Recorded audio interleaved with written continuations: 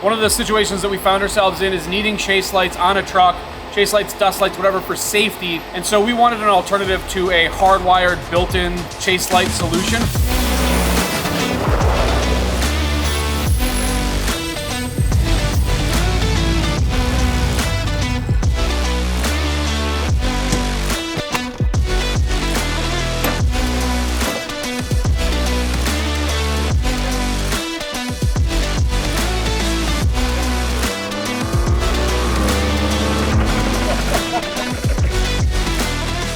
Hey guys, Matt here with BuiltRight Industries. Today I'm going to walk you through a little bit about how our universal dual chase light came to be. I've got one of our prototype brackets in my hand right here, but before I get into that, I'm going to kind of walk you through about how we came about this product in general. As with most of the BuiltRight products that you guys have seen, it really comes from a personal or a shop need. And so one of the situations that we found ourselves in is needing chase lights on a truck, chase lights, dust lights, whatever, for safety. But you guys know we're working through a fleet of R&D vehicles bouncing from one to the other, sometimes into rental trucks, other friends' trucks, things like that. And so we wanted an alternative to a hardwired built-in chase light solution for our truck. We happen to have some extra Baja Designs S2s sitting around. Of course, we've got our manufacturing equipment now, which is awesome. So we kind of dreamed this up. We wanted to use both lights in the Baja Designs kit, and we wanted to mount it using 4.5-inch industrial vacuum cups, not just suction cups, but really something really heavy duty that we didn't have to worry about. Partially because we don't want to worry about it, but also because we also wanted to add in a feature here at the top. So we bent a flange here at the top with a 5/16 hole. This is perfect for an antenna, a safety flag, you name it. So that is kind of how we arrived at this. The shape of it is sort of dictated by the design. We'll probably show you some CAD, but basically we need to jog this out to get the lights out away from the suction cups to have clearance on the vacuum cups. So that's kind of the necessity is what dictates the way that this looks. This is raw aluminum. The finished parts will be powder coated texture black. That is sort of the broad strokes background history of how this came to be. Let's look at some of the details.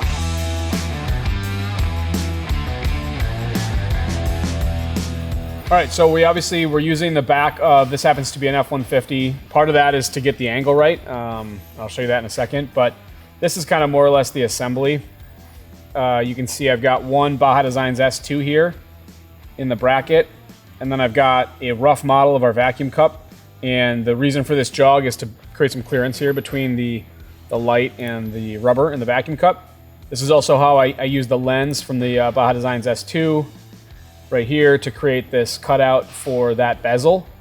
I also, and this is based on feedback that we got from some kind of early testers and reviewers, is I also opened up that profile a little bit to accommodate other more universal style lights. So my preference will always be to go with Baja Designs. They're sort of the proven option, but it became clear very quickly that there was demand for the alternative as well. So just showing that there. The reason these bend down as opposed to being straight is some of these trucks have that center window, and so I wanted to keep it as compact as possible. But I couldn't just bring them in because we would interfere with the casting on the back of this light again. So I brought them down and around to sort of tighten that up. The last thing, and the reason this is on a truck model here, is just to understand the angle. If we wanted to have a safety flag or an antenna sticking straight up, most trucks tilt this back window is about 10 degrees.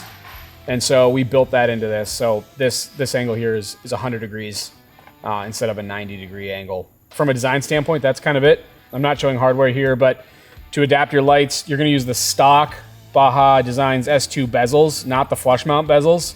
And you're just basically going to sandwich our mount in between the lens and the bezel. So the lens is what creates the seal, so there's nothing to be concerned with there. We'll include bolts, some hardware, matches the S2 hardware, but just a touch longer.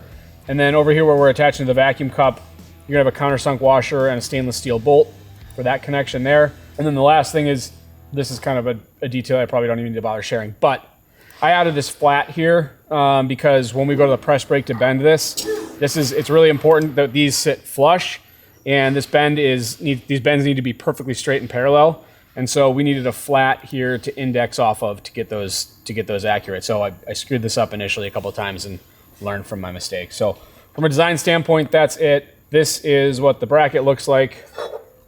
Obviously, this looks similar. All right, so I've got the bracket here, obviously a Baja Designs S2. What I'm gonna do here is I'm gonna take off this front bezel on the S2 and show you how it's gonna fit into the bracket.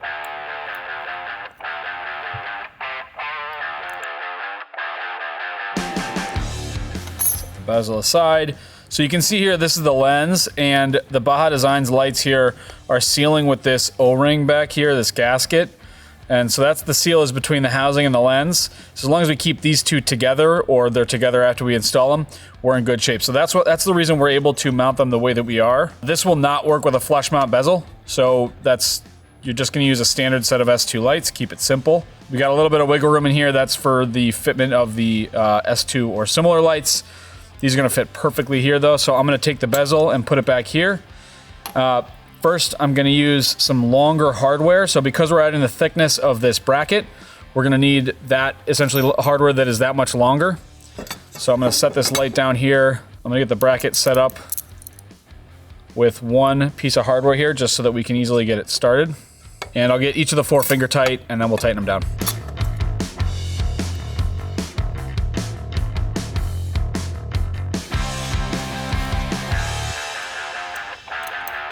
So part of the reason I like this design and went in this direction is I like the look, the aesthetic of the smaller standard bezel versus the flush mount bezels, which are really big. It allows us to keep this bracket sort of tight and low profile. Obviously right now it's not powder coated, but when this has got texture black on it, it's gonna look really sleek.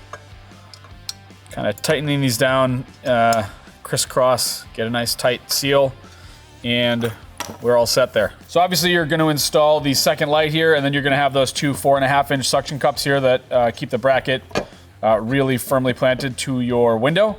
Next thing I'm going to pull over here is the wiring harness. So on one end, you've got a cigarette lighter plug here. One of the nice features here is it's got an on-off switch, and it also has got a momentary switch. So you can turn the lights on or off without plugging and unplugging this. If you happen to have them off and you need to quickly signal somebody, you've got a momentary switch there. So that's on one end. It's got a 5-amp fuse built into the end of it. On the opposite end, you've got the 2 plugs that are going to interface perfectly with a Baja Designs light. They are teed into this whole harness. We are also going to include the opposite side of this connector and the terminals so that if you're using a different light or your Baja Designs lights don't have connectors on them for some reason, you can create that pigtail and finish the install. So this is the harness. I believe this ended up being 13 or 14 feet long. Plenty of room to move from your rear window up to the cigarette lighter outlet up in your dash. So yeah, that's the harness. Really easy plug and play solution. At this point, it feels appropriate to acknowledge the fact that we are not the first ones to make a universal, temporary dust light or chase light solution. There are other solutions out there. If you just want one light with a little bit of a lighter duty suction cup and you don't have a need for an antenna or a flag mount, there are other options out there that do a really good job, probably gonna save a couple of bucks. So just wanted to make everybody aware, we are not the first ones to do this. This is not super original. I just kind of walked you through the CAD on why it looks the way that it does in our case here. But really, we are not intending to compete with those options. We're trying to create a new option for people that have more extreme requirements. And so that is what that is. Just kind of thrown out there. We think that they serve 2 different needs for 2 different people. Anyway, sorry for rambling. Let's get back to it. All right, so I've got the last handful of production parts from this first run to cut here. I've got them programmed. I'm gonna cut them, then we'll get them back.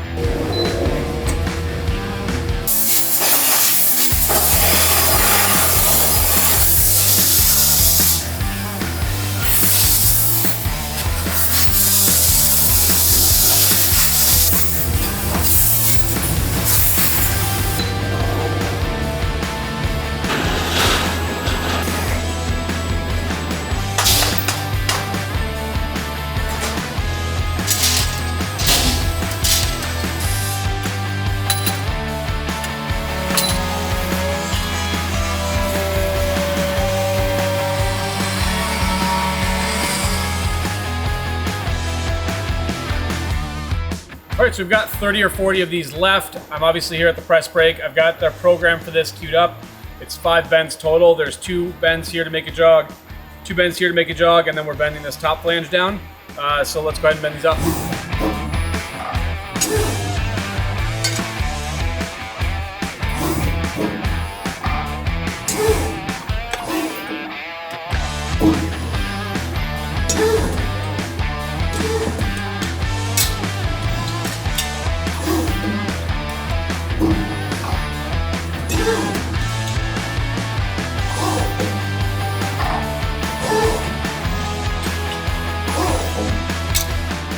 All right, so with that, we have basically shown you how we came with an idea and turned it into this bracket here.